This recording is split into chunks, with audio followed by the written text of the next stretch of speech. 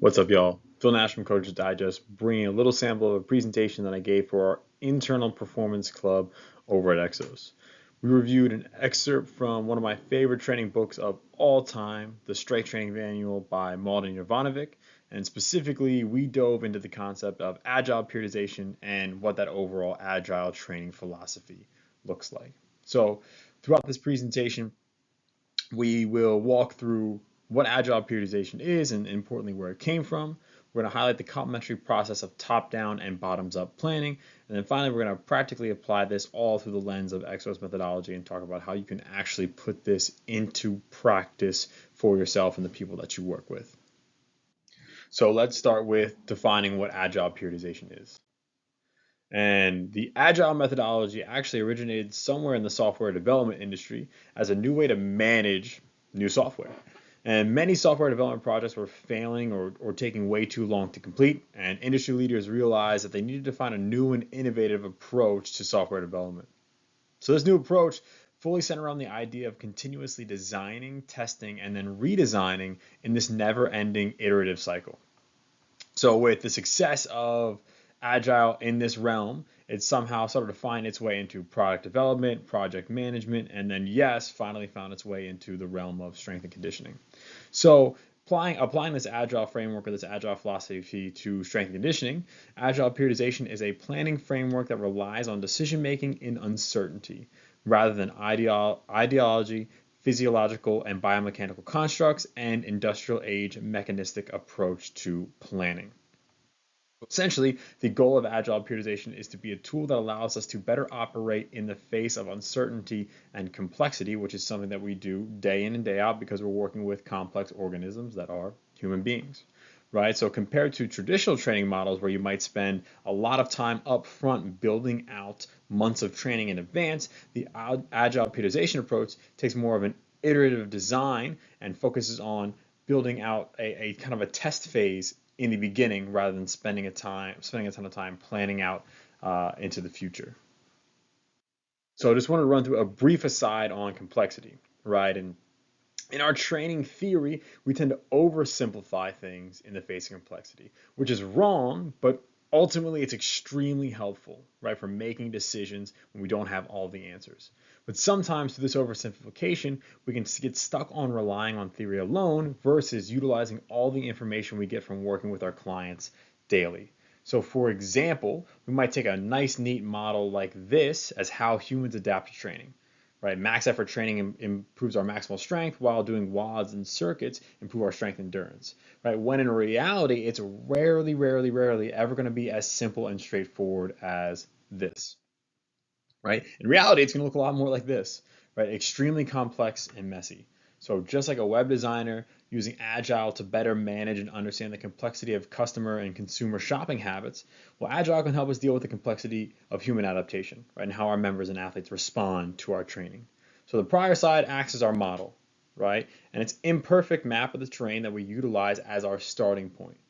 But again, due to this complexity, we cannot remain married to the map alone, right? We must take in all the new information because training is complex and the adaptive response can be very different from person to person based on a number of factors, right? So now our solution becomes this iterative approach to periodization, right? So we can simply define periodization as the process of planning to reach a specific outcome, right? We're trying to elicit a specific adaptation. So taking an iterative approach to planning means that we're continuously learning and redesigning through experimenting, again, versus relying on just theory alone. So just like software developers do, utilizing this agile framework. So the iterative approach can be broken down into three key phases: planning, development, and then review and retrospective, right? And these phases are fractal-like, meaning that they show up throughout every time frame within the training process. And Mladen does this over three key time frames, which he calls release, which is like your macro cycle, phase, which is like a phase of training or a mesocycle, and then sprint, which is going to be a microcycle or 1 week of training. And we can see here the fractal-like nature of agile periodization, right? So again, the release phase is thought of as our macro cycle or multiple phases stacked together. The phase is one phase of training or one block of training. And your sprint is going to be thought of one microcycle or 1 week of training.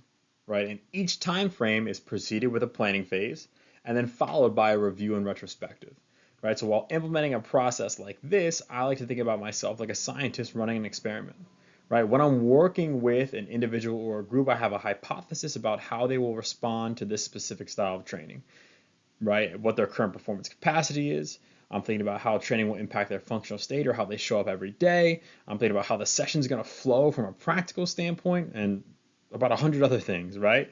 So I'm going to test these hypotheses during each sprint, so during each week, and then I'm going to continually make updates to the program based on how they're actually responding and how the sessions are actually running. So simply put, now I'm taking that program and writing it in pencil instead of planning out an entire phase. I'm going to actually plan out one or maybe two at the most sprints as my initial quote unquote experiment that I run. So now this naturally leads us to the concept of top-down versus bottom-up planning. And I know the book tends to strawman the quote traditional periodization throughout this part. And while it has come up against some recent criticism from brilliant folks in the field like John Kiley, it definitely still has its merits. So let's start with what top-down planning means. And top-down refers to seeing the big picture, deciding about goals, objectives, and strategies, and answering the question, what should be done and why? Right? So some examples of top-down planning could be understanding what it is that someone's getting ready for. So essentially understanding their goal, right? So we can reverse engineer it. Understanding relevant performance qualities for the specific thing that they're getting ready for, right? So based on their goal, right? If their goal is to get stronger, well, what performance qualities should I test to assess their current strength? If their goal is to get leaner, right? What qualities should I test to assess their current starting point? So it could look like strength, could look like an isometric number on the force plate, it could look like a 1 rep max deadlift. For getting leaner, it could look like some form of weight or body composition test, right?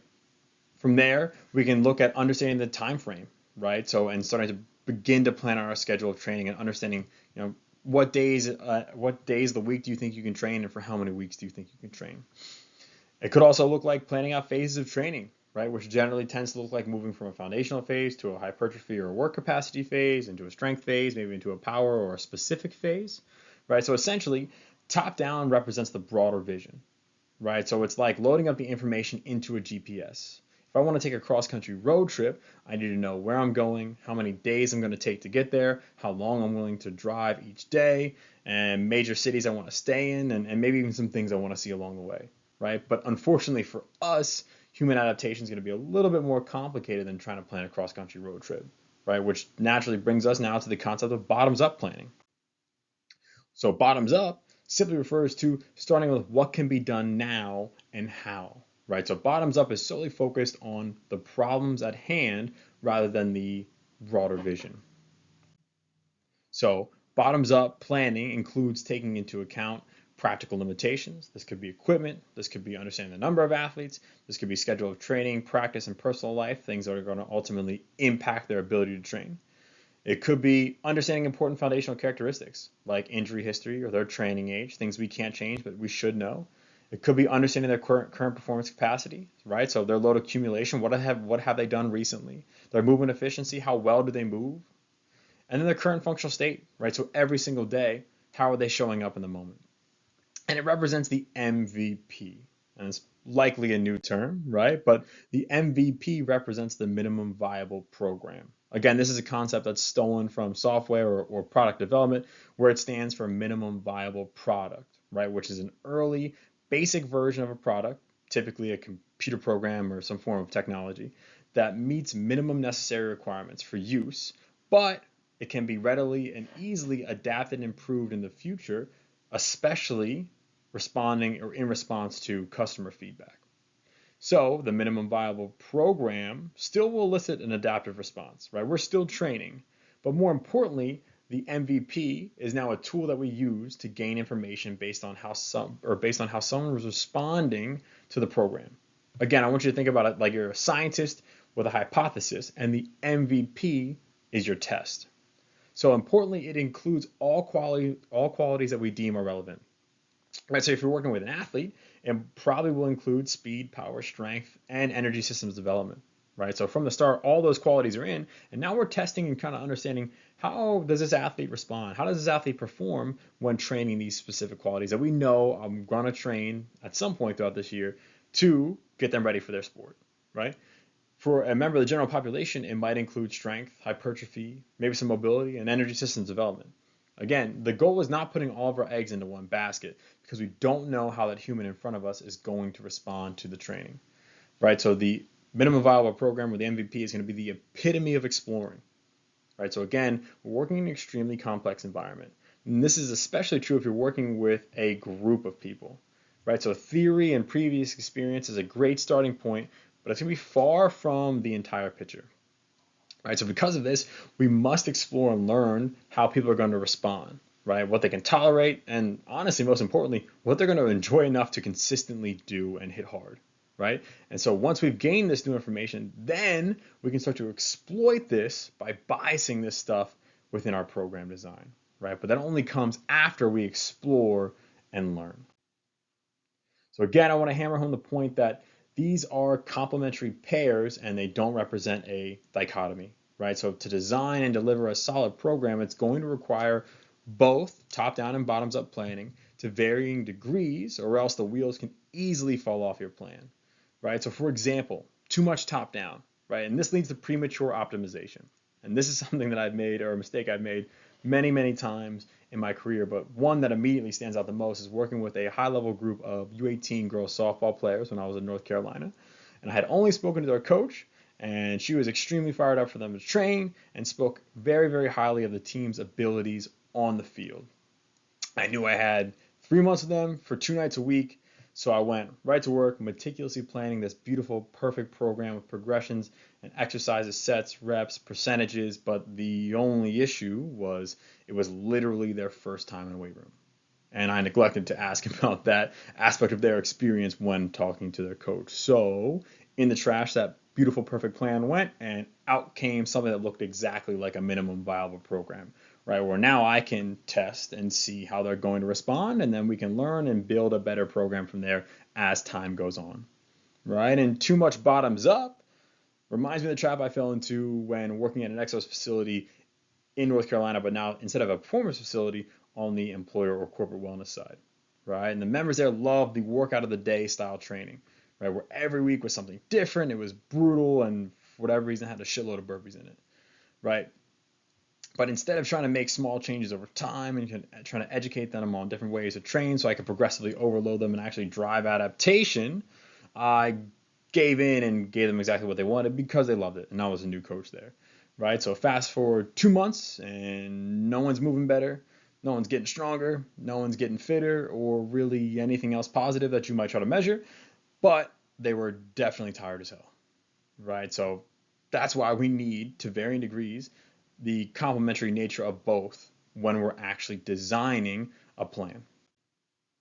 So then finally, let's try to take all this and now apply it within the confines of Exos methodology. So hopefully to Exos coaches or coaches familiar with the Exos training system, this presentation, aspects of this presentation have sounded like something that's really familiar, right? And that's our performance code. Agile periodization is essentially taking performance code and now applying it to every single level of our program, right? We're constantly working through the cycle of learn, design, deliver, and then refine. While refining can often be the unsung hero that gets left out, the Agile philosophy now brings the concept of refining to the center of performance code, challenging you to continuously make your program better from week to week rather than just from phase to phase, or even worse, rather than just from macro cycle to macro cycle. So now let's take this concept of Agile periodization and apply it to your programming. Right. So first we have to balance top down and bottoms up within our planning. Right. So from a top down perspective, I'm looking at understanding the training timeline. Right. So how many weeks do I have to their specific end date? Do I understand training theory? Do I understand training principles? Right. Do I understand the person in front of me? Right. Specifically, do I understand their foundational characteristics, which looks like things that are really important to know, like injury history, health history, but I can't necessarily change them, their psychological drivers, or their values, goals, and motivations, their performance capacity, right? So minimally what they're capable of relative to their goal, and then the environment that they're going to perform in.